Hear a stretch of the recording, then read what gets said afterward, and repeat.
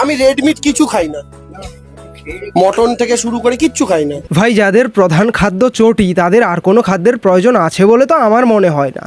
মিথ্যেবাদী ছোট লোক একখানা। কোন লোকে এই কাঁকড়ার মাংস খাচ্ছে, এই খাচ্ছে, আমি কিচ্ছু খাই না। তোমার এসব কিছু খাওয়ার কোনো প্রয়োজনও নেই, কারণ তুমি তো খাও চটি। আর তারপর বর্ণনা দাও। বাংলার চটির অসাধারণ স্বাদ। একবার জিভটা দেখতে চাই আপনার, কতটা মোটা আর কতটা পাতলা।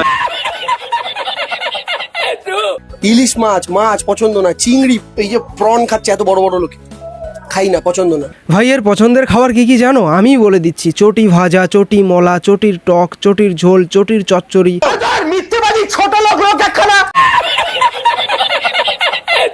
আমি খাসি খাই না, আমি ইলিশ মাছ খাই না, আমি ঘি পছন্দ করি না, তৈলাক্ত খাবার পছন্দ করি না। আরে হ্যাঁ, আর বলতে হবে না, পাবলিক বুঝে গেছে তুমি চটিটা বাদ দিয়ে আর কিছুই পছন্দ করো না।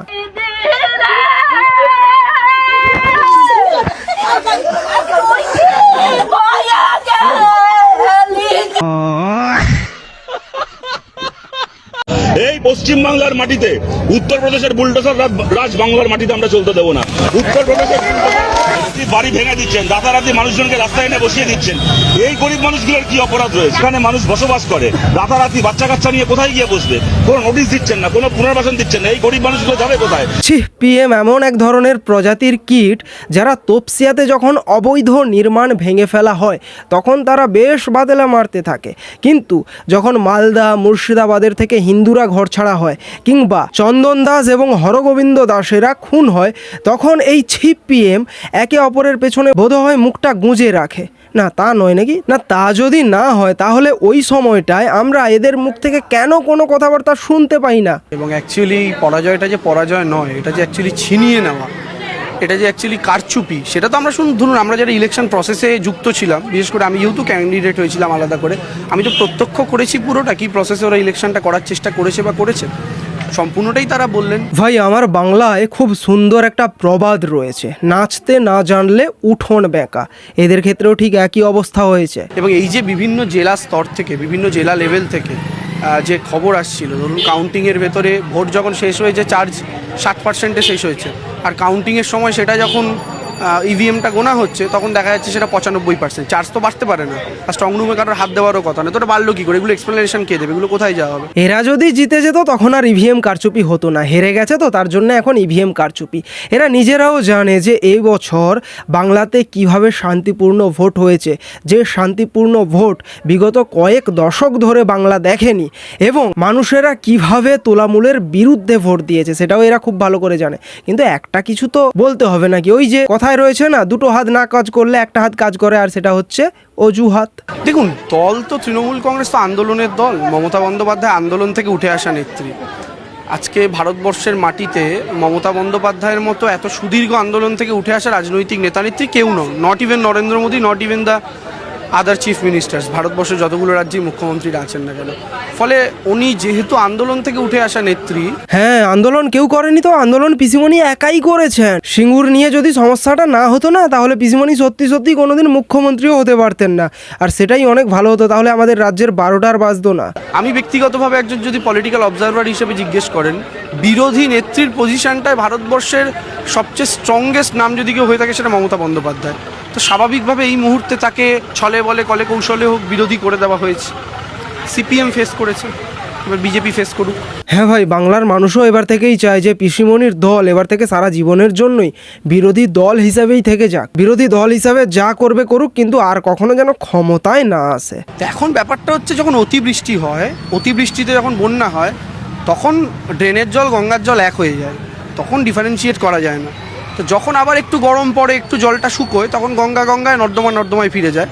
তো এখন নর্দমায় ফিরে গেছে। ভাই আমি বুঝি না এরা হারার পরেও কেন সোশ্যাল মিডিয়াতে এসে এত ভাট বকে। ভাই তোদের প্রধান নেত্রী তো বলে দিয়েছে যে তারা রাস্তার লোক, রাস্তাতেই থাকবে। আমি রাস্তায় ছিলাম, রাস্তায় থাকবো, আমি রাস্তার লোক। হ্যাঁ পিসিমণি, আমরা চাই আপনি সারা জীবন রাস্তায় থাকুন, রাস্তায় থেকেই ফাইটটা দিন, আর কখনো গদিতে ফিরবেন না, দয়া করে ফিরবেন না। এই বসুন তো, বসুন, আপনারা সব জায়গায় কি এরকম করেন? বসুন। এটার বাড়ি ঘেরাও করুন। বিজেপির নেতা যে আছে সে বাড়িতে ঢুকবেও না, বেরোবেও না, গণ ঘেরাও। 5ই আগস্টে এদের বাড়ি ঘেরাও হবে। আপনারা আন্দোলন করুন না, দিলীপ ঘোষের বাড়ি ঘেরাও করুন, আর দরকার হলে শপথ নিন যে একটা বিজেপি নেতাকে পুরুলিয়ায় প্রবেশ করতে দেবো না। আপনার যা সমর্থন লাগবে আমি দেবো। আগামী 19শে ফেব্রুয়ারি অর্থাৎ পরের রোববার সকাল 10টা থেকে সন্ধ্যে 6টা অবধি ঋষি প্রামাণিকের বাড়ি ঘেরাও হবে এবং অবস্থান বিক্ষোভ হবে। এমন ভাবে জবাব দিতে হবে বাড়ি যেন ছেড়ে বেরোতে না পারে, এরা ঘেরাও করে রাখতে হবে। ভাইপো 2026-এর ভোটের রেজাল্টের পূর্বে যেখানেই বক্তৃতা রাখতো সেখানেই হুঁশিয়ারি দিত বিজেপির উদ্দেশ্যে। বিজেপির যারা বিধায়ক, যারা সাংসদ কিংবা যে কোনো সাপোর্টার্স যারা বিজেপির, তাদের বাড়ি ঘেরাও করবে, তাদের নিজেদের চোর ডাকাতদের নিয়ে, মানে তোলামূলের চোর ডাকাতদেরকে দিয়ে। কিন্তু ভাই এখন সময় এসে গেছে ভাইপোর নিজের বাড়ি ঘেরাও হয়ে যাবে পুলিশের দ্বারা, আর সেটা পাহারা দেওয়ার জন্য নয়, অন্য কিছুর জন্যে। আর সেটার ইশারা বা ইঙ্গিত এটাই। পৃথিবীটা গোল, চিরদিন কাহারও সমান নাহি যায়। মাননীয় ভাইপো বাবু, কালকে প্রপার্টির লিস্ট আনলাম কলকাতা কর্পোরেশন থেকে। আপনার লিপস এন্ড বাউন্স 24টা প্রপার্টি কলকাতায়, আমতলায় প্রাসাদের মতো অফিস। শুধু এটাই নয়, ভাইপোর ডায়মন্ড হারবার মডেল ফলতা, পুষ্পা, ঝুঁকেগা নেহি, সেটাকে নিয়েও ভালোই রগড়াচ্ছেন দেখুন। আর কোথায় গেলেন তথাকথিত পুষ্পা নাকি নাম? ওই ডাকাতটা কোথায়? ওই ডাকাতটা কোথায়? কোথায় দেখা যাচ্ছে? দেখা যাচ্ছে? যত অভিযোগ করেছে সাধারণ নির্বাচনের সময় সবগুলোর বিরুদ্ধেই ব্যবস্থা হবে। ফেলে রেখেছিল জেনারেল ডিজিডি করে, সব এফআইআর হয়েছে। গুন্ডামি করতে দেব না, নিশ্চিন্ত থাকুন। বাইক বাহিনীকে ঘুরতে দেব না, সাদা থান বাড়িতে ফেলতে দেব না, দেখে নেব, ভেঙে দেব, কেটে দেব, এসব অতীত। কোথায় পুষ্পা? কোথায় আপনি? দেখতে পাওয়া যাচ্ছে না? 2021 পোস্ট পোল ভায়োলেন্স, জাতীয় মানবাধিকার কমিশন 19 জনকে নটোরিয়াস ক্রিমিনাল ঘোষণা করেছিল, যার মধ্যে এই ভাইপোর জাহাঙ্গীরও ছিল। আমার উপরে ছেড়ে দিন, আমার উপর ছেড়ে দিন, আমি ওর দায়িত্বটা নিয়ে গেলাম। আমার উপর ছেড়ে দিন, ছেড়ে দিন আমার উপরে। अब तेरा क्या होगा রে কালিয়া, এই ডায়লগটা এখন বদলে अब तेरा क्या होगा রে পুষ্পা, ওটাই হবে যেটা সন্দেশখালীর শেখ শাহজাহানের হয়েছিল। আর এদিকে ভাইপো আর রইল পিসিমণি, যেভাবে আরজিকর ইস্যুতে অভয়ার মা, যিনি বিধায়কও হয়েছেন, তিনি যেভাবে আবার মুখ খুলছেন এবং একের পর এক তৎকালীন সরকারের কুকীর্তিগুলো প্রকাশ্যে আনছেন।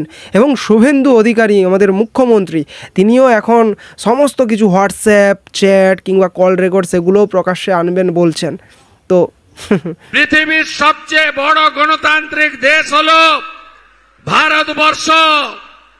সেই ভারতবর্ষে ফলতা বলে একটি জায়গা রয়েছে, যেখানকার প্রাপ্ত বয়স্ক ভোটার ভদ্রমণ্ডলী গত 10 বছর লোকসভা, বিধানসভা, পঞ্চায়েতে ভোট দিতে পারেনি।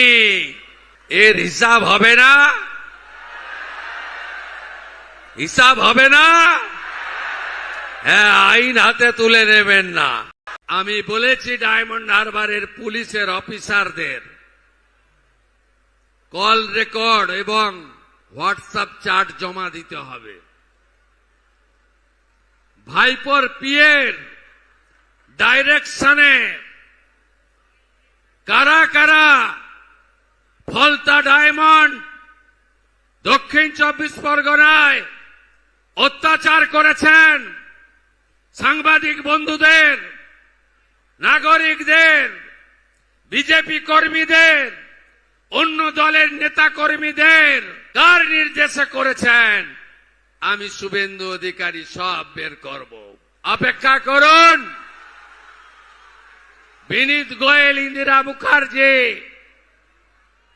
আর অভিষেক গুপ্তাদের কল রেকর্ড আর চার্ট যখন তদন্তকারীরা পাবেন এবং সামনে আনবেন, সেদিন দেখতে পাবেন আগের সরকারের কুকীর্তি, আগের সরকারের মাথারা কত দূর পর্যন্ত নিচে নেমেছেন।